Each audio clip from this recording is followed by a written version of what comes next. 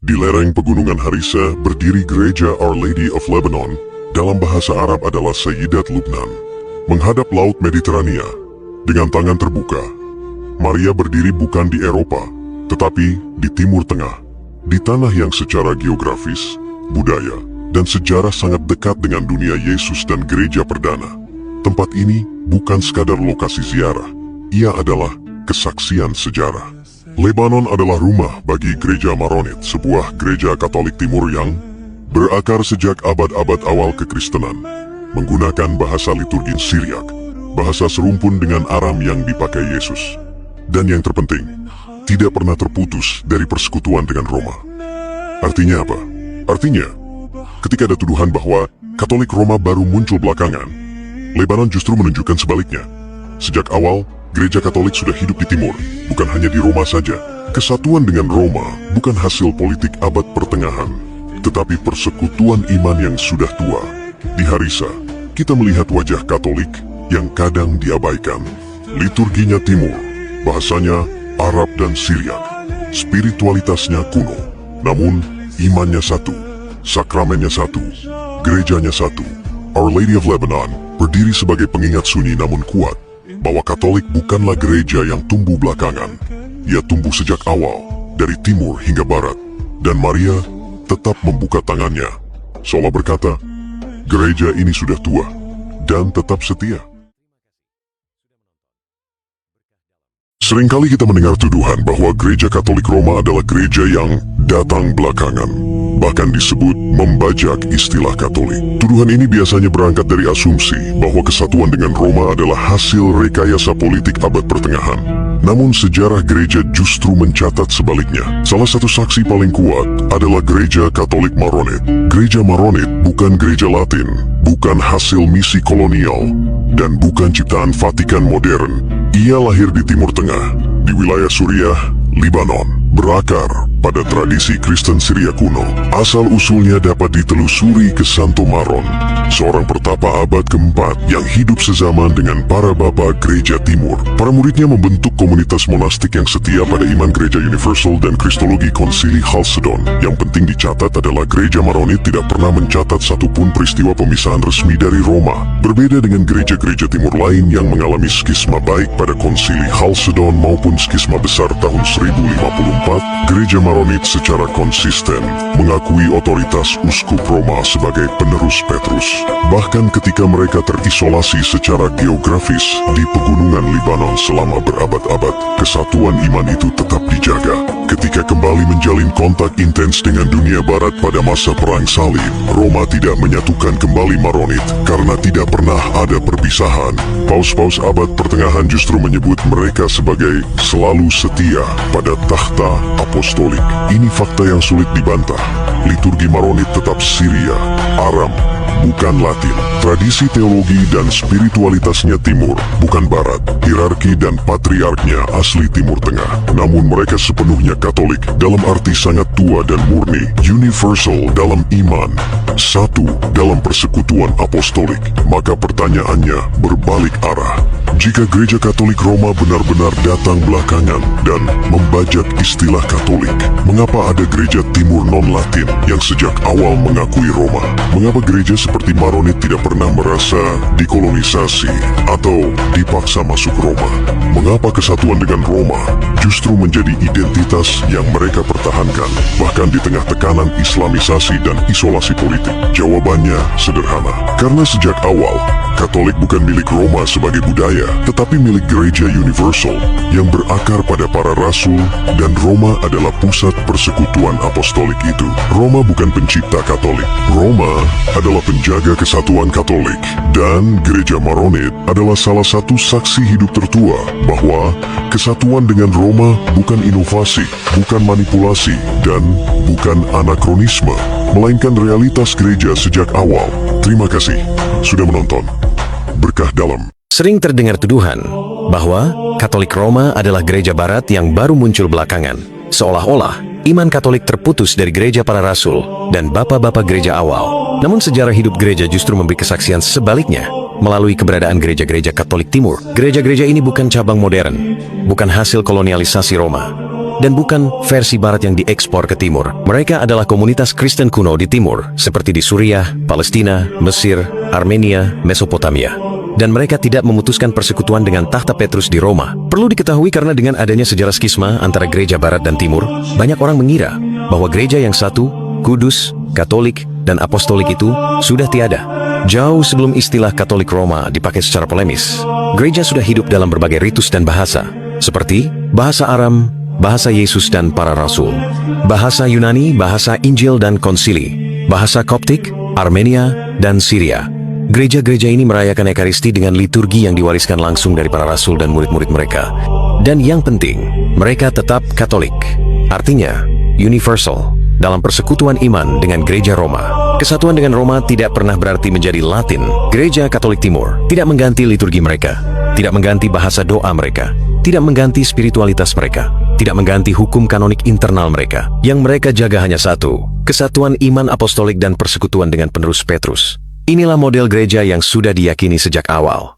Satu iman, satu ekaristi, satu kesatuan dalam banyak tradisi. Jika benar Katolik adalah hasil rekayasa Barat abad pertengahan, maka mengapa ada gereja Katolik berbahasa Aram? Mengapa ada liturgi Katolik yang lebih tua dari Misa Latin? Mengapa komunitas Katolik Timur hidup jauh dari Eropa, bahkan sebelum Roma menjadi pusat politik? Jawabannya jelas. Karena Katolik bukan ciptaan Roma, melainkan Roma adalah penjaga kesatuan gereja para rasul. Bapak-bapak gereja Timur sendiri mengakui peran khusus Roma. Santo Ignatius dari Antioquia menyebut gereja Roma sebagai yang memimpin dalam kasih. Santo Irenaeus dari Lyon, murid Polikarpus dan murid Rasul Yohanes, menegaskan bahwa gereja Roma menjadi patokan iman apostolik karena suksesi Petrus dan Paulus. Kesaksian ini muncul sebelum ada pemisahan Timur dan Barat, sebelum konsili-konsili besar, bahkan sebelum kanon kitab suci ditetapkan secara final. Hari ini gereja Katolik Timur berdiri sebagai monumen hidup, bukan museum. Mereka berdoa seperti gereja mula-mula. Mereka membaca kitab suci dalam bahasa kuno. Mereka menjaga iman yang sama dengan Roma. Dan mereka membuktikan satu hal penting. Katolik Roma bukan gereja yang meninggalkan akar Timur, melainkan gereja yang menjaga akar apostolik di Timur dan Barat. Gereja Katolik sejati bukan soal arah mata angin, melainkan gereja yang satu, kudus, Katolik, dan apostolik, yang hidup dalam banyak tradisi, namun satu iman yang sama sejak para rasul. Dan gereja-gereja Katolik Timur adalah saksi diam yang tak terbantahkan atas kebenaran ini. Ada pendapat yang mengatakan gereja Katolik Roma membajak istilah Katolik. Biasanya tuduhan ini dibarengi dengan kata anakronisme, seolah-olah gereja Katolik memaksakan identitas modern ke masa Yesus dan gereja awal. Mari kita jawab ini dengan bahasa sederhana dan logika yang jujur. Pertama-tama, pertanyaan paling dasar, siapa yang menambahkan kata Roma di belakang Katolik? Faktanya sederhana, bukan gereja Katolik sendiri. Selama lebih dari 1500 tahun, gereja hanya menyebut dirinya gereja Katolik. Titik. Tidak ada kata Roma. Kata Roma baru banyak dipakai setelah masa yang katanya reformasi, dan justru dipopulerkan oleh kalangan Protestan dan negara-negara Protestan untuk membedakan gereja Katolik dari gereja-gereja yang baru muncul. Jadi secara jujur harus diakui, kata Roma itu label dari luar, bukan nama asli yang dipilih gereja Katolik. Kalau ada yang menuduh gereja Katolik membajak istilah Katolik, pertanyaan baliknya sederhana, mengapa yang menambahkan kata Roma sebagai pembatas justru pihak lain? Kedua, soal bapak-bapak gereja, sering dikatakan bahwa mereka bukan Katolik Roma. Tentu saja, pada zaman mereka juga belum ada Protestan dan belum ada denominasi modern. Gereja Katolik tidak mengklaim bahwa mereka itu Katolik Roma abad ke-21. Yang diklaim adalah para bapak gereja adalah bagian dari gereja yang sama secara sejarah. Dari contoh ini jelas ya, bahwa logical fallacy terletak di penambahan kata Roma. Ironisnya, justru banyak para polemikus mengutip tulisan bapak gereja, tetapi menolak gereja yang mereka hidupi. Contohnya, menolak gereja dengan uskup, sakramen, liturgi, dan kesatuan. Ini seperti ingin mengaku anak kandung, tapi menolak rumah, keluarga, dan tradisi orang tua sendiri. Ketiga, soal klaim bahwa gereja didirikan oleh Yesus. Gereja Katolik tidak pernah berkata Yesus mendirikan gedung Vatikan. Yang dikatakan adalah, Yesus mendirikan gereja, lalu gereja itu berjalan dalam sejarah. Kalau kita menolak bahwa gereja itu berlanjut, pertanyaannya sederhana, kemana perginya gereja yang Yesus dirikan? Lalu, soal Alkitab, sering disalahpahami ketika Katolik berkata, tanpa gereja, dunia tidak punya Alkitab. Ini bukan klaim sombong, tetapi fakta sejarah. Pada awalnya, tidak ada Alkitab seperti sekarang. Yang ada adalah tulisan-tulisan para rasul yang dibaca dalam ibadah gereja. Gerejalah yang menilai, menjaga, dan menetapkan kitab mana yang benar-benar termasuk kitab suci. Tanpa gereja yang hidup dan berdoa, kita bahkan tidak tahu kitab mana yang harus disebut Alkitab. Mengakui peran gereja ini bukan anakronisme, tetapi justru penolakan terhadapnya yang tidak jujur secara sejarah. Kesimpulannya begini, menuduh Katolik, membajak istilah Katolik, sambil menambahkan kata Roma, dan sambil menolak banyak ajaran gereja mula-mula, itu bukan kritik sejarah, tapi itu konflik identitas. Katolik tidak membajak, Katolik mewarisi. Anakronisme sejati tidak mengakui kesinambungan, melainkan memutus sejarah, pilih-pilih yang cocok saja lalu mengklaim diri sebagai bagian gereja mula-mula. Damai Kristus. Kapan istilah Gereja Katolik Roma muncul? Gereja Katolik adalah gereja yang sejatinya merupakan suatu persekutuan penuh dengan tahta suci di Vatikan yang terdiri dari 24 gereja partikular sui iuris, yaitu gereja Latin dan 23 gereja Katolik Timur. Namun sekarang gereja Katolik sering dikenal dengan Gereja Katolik Roma saja. Kapan istilah ini muncul? Di sini kita akan membahasnya. Tidak mungkin untuk memberikan tahun pasti kapan Gereja Katolik mulai disebut Gereja Katolik Roma, namun kita dapat memperkirakannya dan menelusurinya. Istilah ini berasal dari sebuah penghinaan yang dibuat oleh umat Anglikan yang ingin menyebut diri mereka sebagai Katolik. Oleh karena itu, mereka menciptakan istilah Katolik Roma untuk membedakan mereka yang bersatu dengan gereja yang satu, kudus, Katolik, dan Apostolik yang berpusat di Roma, dari diri mereka sendiri. Untuk apa? Untuk menciptakan kesan bahwa mereka dapat menyebut diri mereka sebagai umat Katolik dengan mencoba menghilangkan hak umat Katolik yang asli untuk menggunakan istilah tersebut. Jadi ceritanya umat Anglikan bentukan Raja Henry ke-8 pengen juga disebut Katolik. Hihihihi. Varian yang berbeda dari penghinaan dengan kata Romawi muncul pada waktu yang berbeda pula.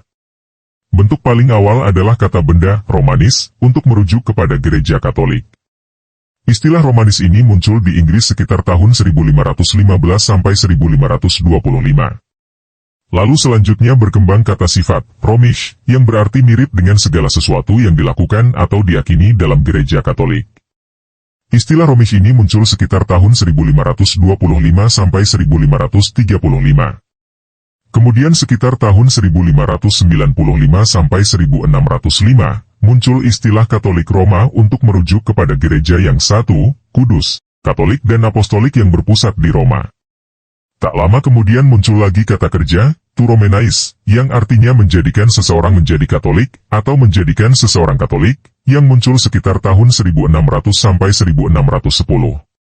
Antara tahun 1665 dan 1675, dari gereja Anglikan bentukan Henry ke-8 ini, kita mendapatkan kata benda, Romanisme, yang berarti sistem kepercayaan dan praktik Katolik.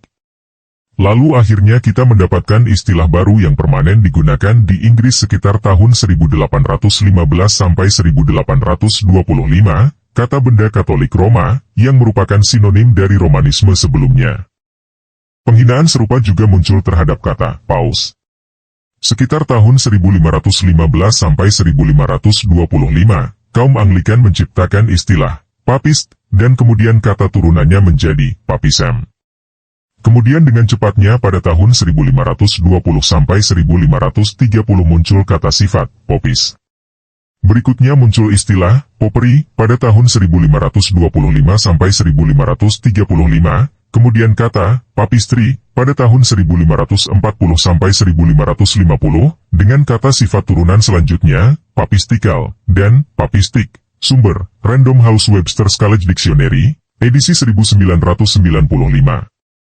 Penghinaan yang kompleks dan masif ini begitu terbuka saat itu sehingga menunjukkan betapa besarnya kebencian yang dimiliki umat Protestan Anglikan Inggris terhadap gereja yang satu, kudus, Katolik, dan Apostolik.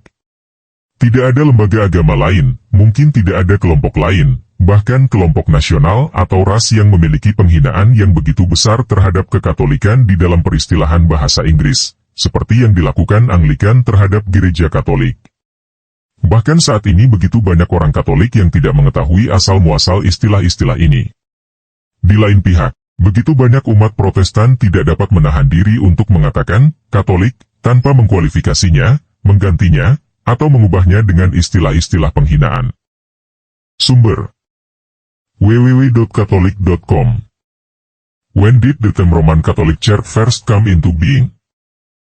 Aku percaya akan Roh Kudus, Gereja Kristus yang kudus.